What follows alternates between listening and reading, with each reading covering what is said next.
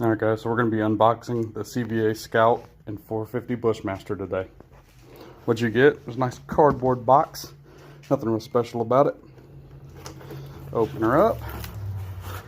Got your literature, your paperweight, your barrel thread protector if you choose not to use the integral muzzle brake, and then some information here.